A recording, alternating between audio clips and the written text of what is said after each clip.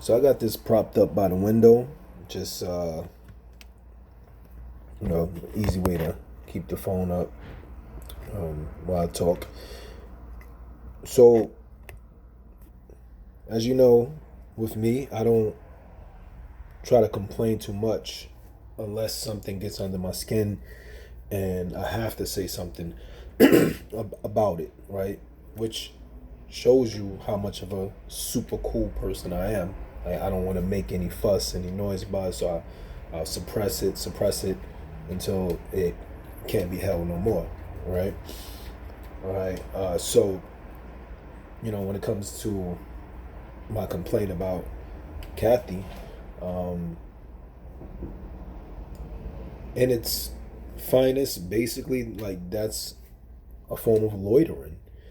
That's why there's rules against loitering in any building, um, any property, whatever, because, number one, there's always a first floor, right? So the person's on a, excuse me, I'm congested. Person on the first floor is going to be the one that's going to be mostly annoyed. And of course, the second floor, you have some places where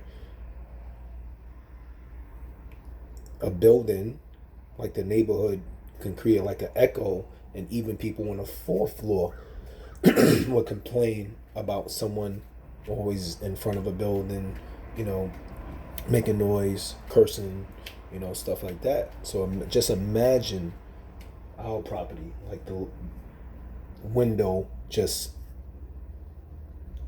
head level, right?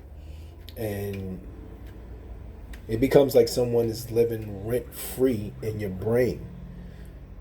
I don't even need to set my alarm clock to anything because 6:45, even if I'm trying to sleep late because I was up, and let me try to like sleep late to like nine something. Nope, can't do it because 6:45, the ritual of smoker's cough, followed by cigarette fumes coming in the window, and sometimes a belligerent rant of cursing somebody out, leaving messages.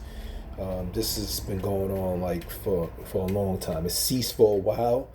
I don't know what's going on with her lately. Um, Everybody has mental challenges and in some degree emotional challenges, but it's been like off the chain lately. Okay, and I asked her once. I'm like, can you please not do that? Okay, cool. Second time again. Actually, it's almost like three times. I thought she was gonna stop. A few days passed by. 6:45 in the morning, doing the shit again. Okay, so the fourth strike is like, no, that's when I presented to you to do something about it, right? And I get along with her very, very well. You know what I'm saying? I don't know how she gonna think afterwards. Or try to give me side eye, whatever. Frankly, I really don't care at all because good for the goose, good for the gander, as the saying goes. I'm quiet as a mouse here. Whenever I would never loiter on someone else's step here or play music past 9 o'clock, whatever, right? So what I ask for, I keep it like that, 100% official. So I wouldn't really care too much about a tantrum like, oh, you told me, I told her this, so it's not, going behind her back. But overall, it's just,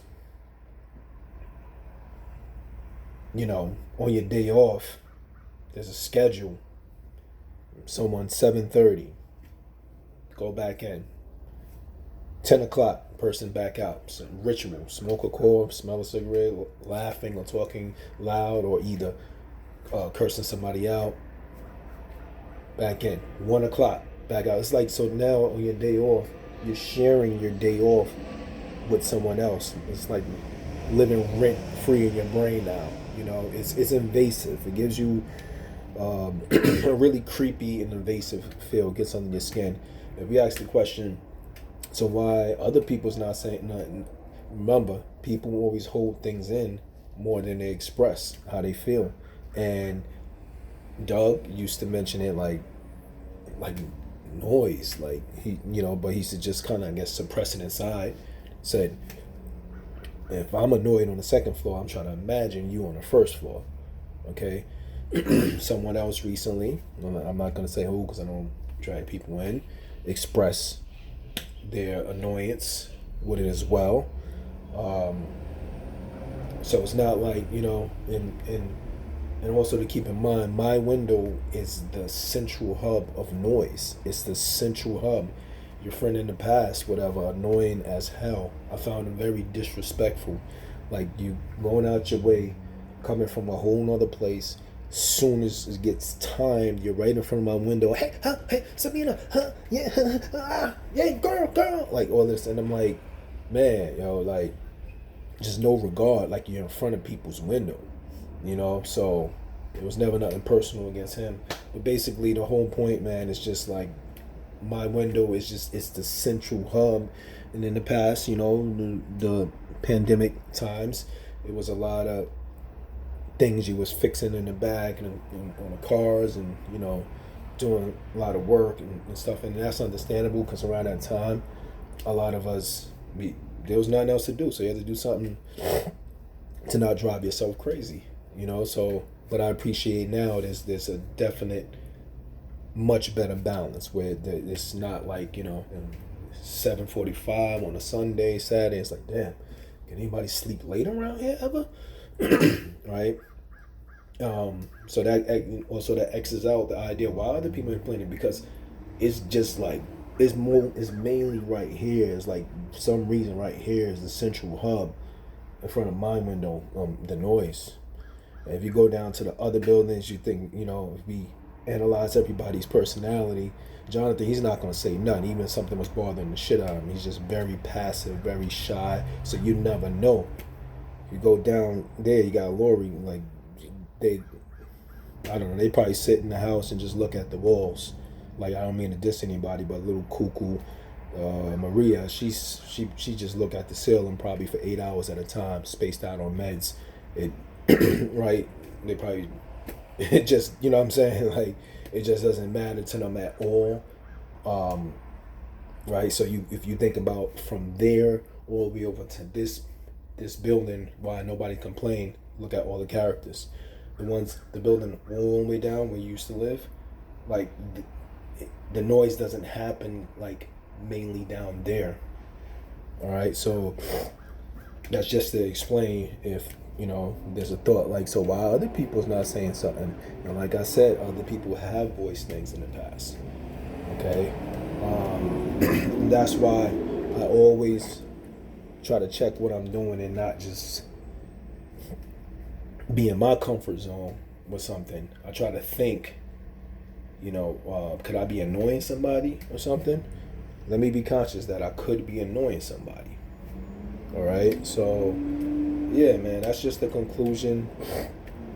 And this is a little extra and probably not necessary to add, but I've seen news clips. I've talked to managers in person that said department stores and stores are severely understaffed right now because people don't want to work. They still want to party, milk unemployment checks, whatever. The whole point is, like, there's no excuse for a grown woman to just all day just be on a stoop. And I don't mean to take shots like that saying that, but everybody has a rhythm here, a schedule of doing something, whether they going to programs, whether they working, whether they going fishing, I don't know, whatever. Everybody else here moves quiet, right? So it's how can I say this? It devalues a place when people sit on stoops and stuff like that, right? And the last thing I want to say is that can't be hypocritical and play a part. She played a good part too, and that's, I'm grateful for that. And kicking out the loony people and all that was causing disturbances, disruptiveness, right? Can't do that and then you assume that same position. That's That's hypocritical. That's crazy. And that's when people just don't check their own stuff. That's a huge problem with the world, you know. And that's all. I just wanted to lay it all down, put together, concise, so you can understand my mindset and where I'm coming from, and why I'm annoyed. All right.